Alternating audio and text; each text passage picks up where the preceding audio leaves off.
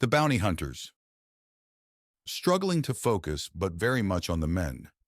Before Slytherin can start asking questions, there's a bit of chaos as Caroline tries to use an old friendship with one of the officers to get her out of her bounty, which has led to that friend in question snapping at them and telling them that now that she's publicly asked for it like that, she can't because it'll get dinged for corruption. There's also a few iterations of "you idiot" for that one. He turns back to the receptionist with a smile. "Is it always this much fun around here?" he asks her with a smile. "Normally it's dull. Still, we don't often get a heavily scarred cyborg Nagasha. Why would you keep those scars if you've rejuvenated into a teen?" "I'm not rejuvenated. I am a teen." "Where are you parents?" "In orbit." This is my cousin Jade." "Hello," Jade says, waving. "And my aunt and uncle are just outside. Family business is bounty hunting with a side of heroism." "Is it?" the now thoroughly bemused Drin manning the counter says with a smile. Yes, the kid looks like slithered off a horror movie set, but he's cheerful. Clearly doesn't think he's in danger, and beyond appearance gives no signs of being anything other than a chirpy young man. "Yep, that's why I'm here to solve the Shimmering Sands mystery." "And how do you plan to do that, young man?" she asks, one of her many hands on a hip as she cocks an eye at him. "Well, first I'm going to need all the info you have on it to begin with." "What did that detective guy say from that movie 3 days ago?" Slytherin says before turning to Jade, who considers. "Data! Data! Data! I cannot make bricks without clay," Jade says, and Slytherin nods. "Not sure it counts here, though. In the movie he used that to send out the less skilled officers so they'd be out of his way while he looked at something he noticed without being overly crowded. And steal evidence. It was a weird movie. Fun, though. Oh yeah, especially the really primitive setting where the big prize was the first remote control bit of tech on the planet. I thought it was the plans he made that were the best as he schemed and thought ahead, and," Slytherin begins to say before a slight cough from the receptionist cuts him off. "Oops. Sorry, ma'am. What are you looking for in specific?" "Anything you can give me on the Shimmering Sands events. Their locations, the times, the people and things taken. Anything weird reported in the area before or after it. Eyewitness testimonies. If it only took adults, then that means teens and kids would have been rescued from these things, so yeah, everything you're allowed to give me, please." "All right, I'm not sure if it's going to be something you can solve through, young man. A lot of people have tried pretty desperately to figure out just what the hell is going on. People who have lost friends and family have put their everything into this and come out dry. I know, but even a slim chance that I might figure it out is better than no chance if no one looks at it right," Slytherin remarks. "What do you hope to get out of it anyways? Most of the old prizes for finding the answer have been either rescinded or, well, I don't think some basic weapons or a pardon would appeal much to a young man who has his own small arsenal and a clean record." "And how do you know I have a clean record?" Slytherin teases, and she scoffs before poking one of his cloaked drones. "You're not the only one with mechanical eyes. Your face is distinctive and not on any criminal database. At least not as a perpetrator. It does have you as one of the chaining's final victims. Then a note that all the pirate crew were delivered dead and the ship kept as a major part of the bounty. Renamed the Chainbreaker, which is currently in orbit." "Yes, it is. It must be a hell of a thing to now live on a ship that caused you so much pain." "I never even thought of it like that. The room where I was kept and, well," Slytherin flips his hair back to reveal the scarring on his face more clearly, "has been redone so thoroughly it's been joined with another room and made into an armory. Hell, I keep my drones there." "All right, so you're a tough little snake. That's impressive. Just don't get so caught up in being tough that you break in half. That's a mistake a lot of people make."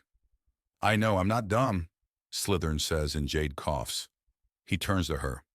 "You got something to say?" "Oh no, nothing at all." Jade trails off in an amused tone. The receptionist gives her a questioning look. Jade holds up a hand to block Slytherin's view of her face and mouths, the words "paranoia gambit." The receptionist shakes her head. "So I assume you're here for the same thing he is, ma'am." "I'm moral support," Jade says, and Slytherin gives her a flat look. "All right, give me a few moments. The computer is just digging it all up." "Really?" Slytherin asks. "Yes, really. I have 6 arms, little man. I need to do something with them or I'll go berserk. She chides him and he blinks, or rather, winks as only one eye has a lid. That reminds me, why is it that some Drin have 4 arms and others have 6? Slytherin asks, and she pauses at the unexpected question, but shrugs off the oddity. Before the Dren made first contact, we were 2 species, one of arachnid descent, the other of insect descent. Eventually our competitions involved the stealing of males from the other, and all that did was blend the 2 species together until the differences were cultural. But Moss, it doesn't work like that. You're either the mother's race or the father's, and we are. I'm an arachnid Dren, but I have several insect Dren as sisters, and we don't count each other as different species anymore. We're just that intertwined. So the wars stopped due to everyone being the same people by sheer accident. Then 3 generations later, we made first contact. It's hard to make a war with someone that you objectively know isn't the monster you were told they were, and the justifications are only growing weaker. I suppose, although that wouldn't stop a lot of races. Well, neither type of Dren is particularly bloodthirsty, so we settled our differences and were figuring things out when things changed. Go figure, Slytherin notes. Yes, go figure that the religious sky snake people showed up. Oh, right. Nagasha uplifted the Drin. Yep. She answers before the files finish downloading. All right, bring up your communicator, please. I have all the records you've asked for. Just like that? Jade asks as Slytherin hands over his communicator. The information is public record, and getting it for you was more interesting than checking my inter-department emails for the 8th time this hour to find nothing. The drama with Caroline there is the biggest thing in the station at the moment. The sheer influx of bounty hunters means most criminals have gone to ground, as few women want to actually be caught, you know? Which means the best hunting is in fact the literal hunting of dangerous animals too close to towns and such. Slytherin notes as his communicator is handed back. He checks the files. Yep, it's in good and safe. Thanks. No problem, it was my own fun little distraction from the mundanity of the job. People may think being a guard is exciting, but it's mostly just hurry up and wait. Bounty hunting can be like that too. A lot of waiting around, planning or practicing for maybe 3 minutes of excitement, Slytherin says. Oh yeah? What's the biggest prize you helped take, kid? Well, biggest physically? Biggest thing that was natural I helped take down was a Carnex. I was one of the spotters. Biggest physically was a gigantic abomination that took the form of a face with numerous tendrils reaching out of a lake. How big? As big as a lake, meaning several kilometers across, Slytherin says. And how did you kill that? Poison. Lots and lots of poison. We also had to help with an environmental decontamination mission after that mess. But we fucking got it, he says, and she just blinks before raising an eyebrow. That's it. I'm looking up the bounty records on what your team's been up to. I suggest grabbing a snack and a drink beforehand. It's a long one. Well, the team's only been together for a few months, so it can't possibly. Why am I reading multiple tens of thousands of captures? Because we generally sweep an area when we show up, and the only reason we haven't this time is because we caught some of the local drama and there wasn't a bounty for it. Well, there is and there isn't. I'm technically currently part of the Imperial Army. You're what? She demands, and he shrugs even as the Elsie cousins finally finish things up. Finally? That took a bit. But we got the cash. Hey, Scaly! Jade, let's go! Oh, all right. Anything you need from us before we go? Slytherin asks. I really don't think she does, Jade says, even as the receptionist starts staring at her. What? I just read. No, you didn't. There's no monitor near you, Jade protests. The countertop has a bunch of electromagnetic patterns in it. She's had a computer on the whole time. Oh, your cyber eye can see it? Yeah, but don't understand it. Slytherin answers and the receptionist holds up her hands to stop them both before pointing to Jade. You were recovered from an organ harvesting operation, she says, pointing at Jade, who nods. Then she points at Slytherin, and you and your family were cannibalized with only you in particular having enough pieces left to actually survive. No, most of my bio-family died in the initial assault. Thank you for the reminder, though. Always nice to have that spiky iron ball in my gut again. Are you both just crazy, or have you been getting a lot of therapy? A lot of therapy. Okay. There are some pretty big bounties on here. Yep. This is going to take me a bit to get through it all, she says. Probably. Have fun and have a nice day, he bids her, and then leaves the station before the Elsie cousins can start to get impatient. So you get what you need? I think so, and I'll be on the next shuttle back up to the chainbreaker to evaluate it. Oh, we can do that now. I've fully kitted out this van. What haven't you kitted this van out with? Weapons mostly, but that's because I'm usually carrying people who bring their own artillery, Airfarce says. Anyone got any problems with a quick detour into orbit and back?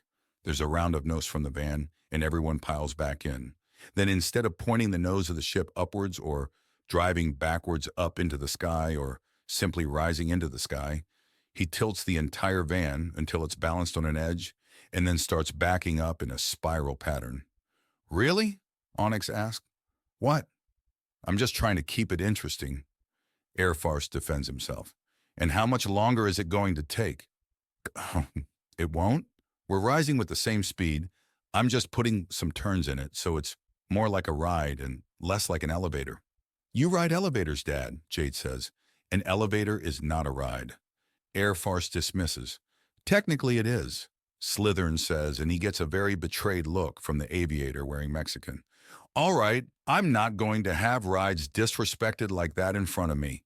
Get out, Airfarce says dramatically, even as they pull into the chainbreaker's docking bay. They came through a force field keeping the air in, and the doors quickly shut as well. What do you expect me to do? Walk? Slytherin asks in a mocking tone even as he opens the door. Walk? No, I expect you to crawl on you belly like the ungrateful snake that you are, Airfarce dramatically declares. You were right, El. They are actively getting weirder, Elsie says, and Airfarce starts cackling. I'll see you guys later. I got some details to figure out. Call me if you figure out anything on the shimmering sands. I've got dibs. Can do. Now get out of the bay before I take off again. You know the rule. No matter how shiny the force field is, use a bulkhead. Slytherin recites in a bored tone, but he does hustle out of the docking bay and quickly gets through the airlock door and into the chainbreaker proper before Airfarce opens the doors again and takes off to the planet once more.